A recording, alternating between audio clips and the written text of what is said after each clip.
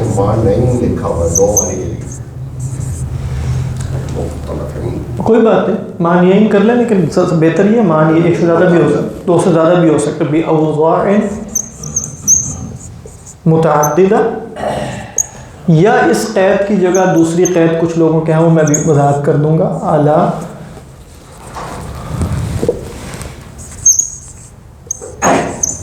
اعلیٰ سبیل البدل.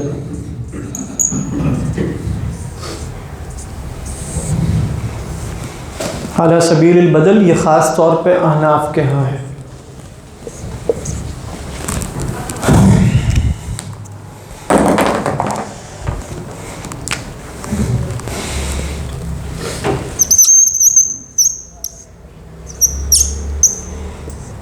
مؤول کوئی قسم نہیں ہے، ابھی ہم دیکھیں گے. اس لیے بعض اصولیین نے احناف میں مؤول کو کسی قسم میں شمار نہیں کیا، کیونکہ مؤول مشترک ہی میں سے جب ایک معنی کی ترجیح ہو جاتی ہے تو ہم اس کو کیا کہتے ہیں؟ مؤول کہہ دیتے ہیں. دیکھیے اس میں پہلی بات یہ ذہن میں رکھیے کہ خاص اور عام حقیقی اقسام ہیں.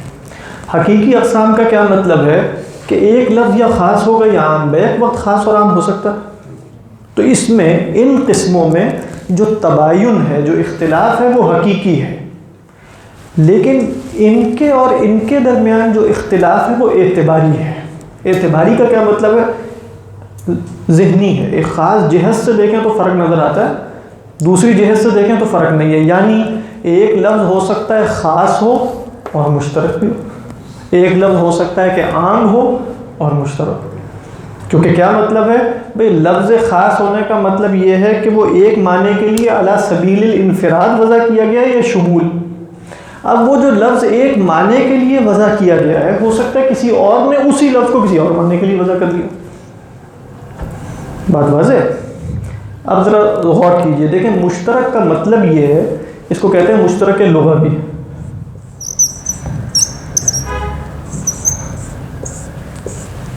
مشترک کا مطلب یہ ہے کہ لفظ ایک ہو اور اس کو ایک سے زیادہ معنی کے لیے وضع کیا گیا.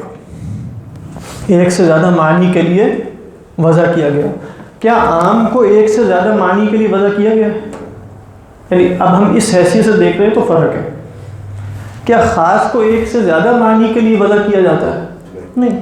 خاص کا لفظ ایک معنی کے لیے وضع ہوا ہے، اس پر علی سبیل الانفراد وہ دلالت کرتا ہے. اب مشترک لفظ پیدا اس طرح ہوتا ہے کہ بھئی کوئی قبیلہ ایک لفظ اختیار کرتا ہے. جیسے مثال کے طور پہ لفظ عین ہے. لفظ عین ہے، کچھ لفظ لکھ دیتا ہوں، جون ہے، سریم ہے، اور کیا ہے؟ جاریہ ہے، اسا ہے، اور کیا ہے؟ مشتری ہے.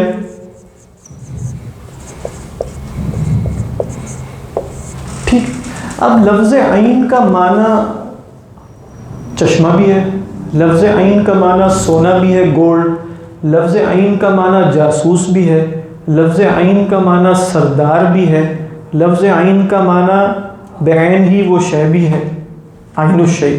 اب یہ ایک لفظ ہے لیکن یہ مختلف معانی پر دلالت کر رہا ہے. اس کے نیچے افراد بہت سے. اچھا، عام کے نیچے بھی بہت سے افراد ہوتے ہیں، لیکن عام کے نیچے جو بہت سے افراد ہیں وہ سب اپنی حدود ماہیت کے اعتبار سے ایک ہوتے ہیں یا الگ الگ ہوتے ہیں؟ یعنی جب آپ کہیں گے الرجال تو اس کے نیچے بھی بہت سے افراد ہیں لیکن وہ اپنی ماہیت کے اعتبار سے ایک ہیں. یا خاص کلی کا انطباق بھی بہت سے افراد پر ہوتا ہے لیکن وہ سب کے سب اپنی ماہیت کے اعتبار سے ایک ہوتے ہیں یا فرق ایک ہوتا ہے. لفظ مشترک کے نیچے جو افراد ہوتے ہیں وہ اپنی ماہیتوں کے اعتبار سے الگ الگ ہوتے ہیں. وہ متعددۃ الحدود ہے. اس کو کیا کہا جاتا ہے؟ حد کہتے ہیں ڈیفینیشن کو. متعددۃ الحدود ہونے کا مطلب یہ ہے کہ بھئی چشمہ اور ہے، گولڈ اور ہے، جاسوس اور ہے، باقی معنی اور ہے. جون کا جو لفظ ہے وہ احمر کے لیے بھی ہے، ابیض کے لیے بھی ہے. احمر کے لیے بھی ہے، ابیض کے لیے بھی. سریم دن کو بھی کہتے ہیں، رات کو بھی کہتے ہیں. جاری آپ دیکھیں کشتی کو بھی کہتے ہیں، بچی کو بھی کہتے ہیں، اور بھی بڑی چیزوں کو کہتے ہیں. اسی طریقے پر اسا کیا ہے؟ آنے کو بھی کہتے ہیں، جانے کو بھی کہتے ہیں. واللیل اذا مشتری کس کو کہتے ہیں؟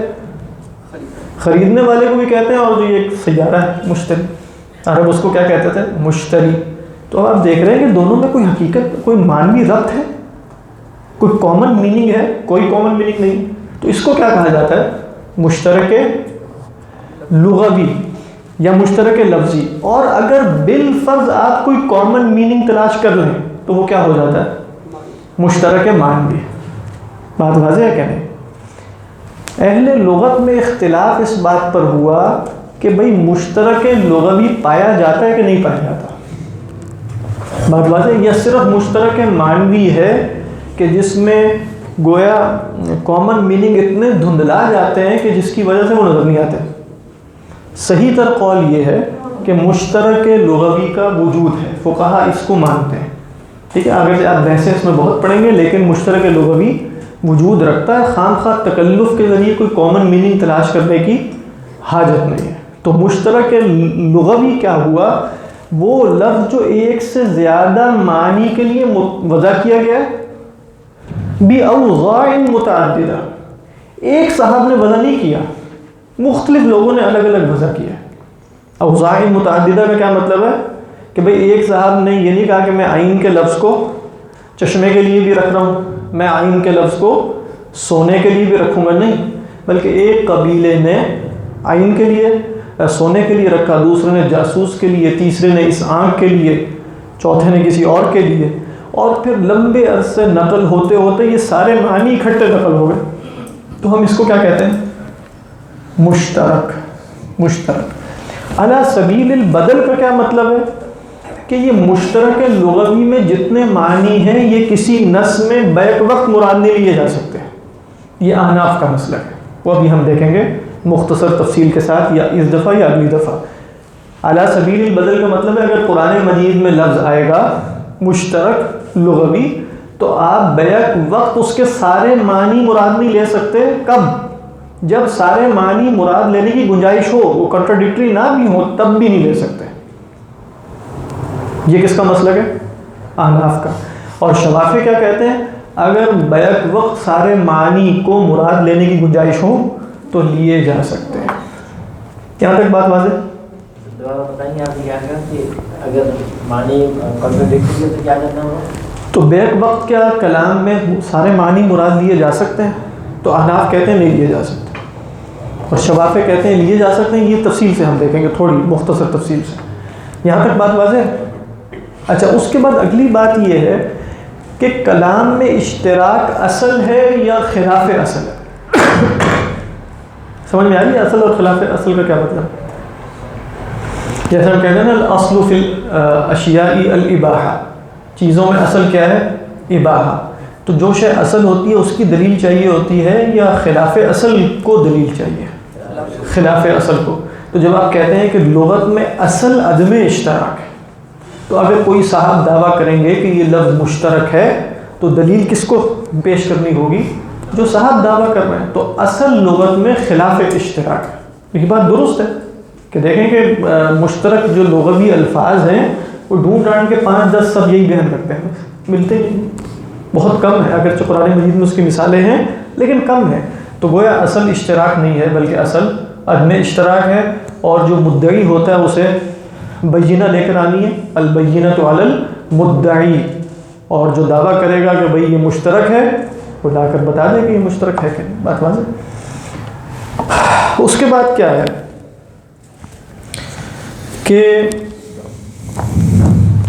اسباب اشتراک کیا ہے، یعنی یہ اشتراک لغت میں پیدا کیوں ہوتا ہے؟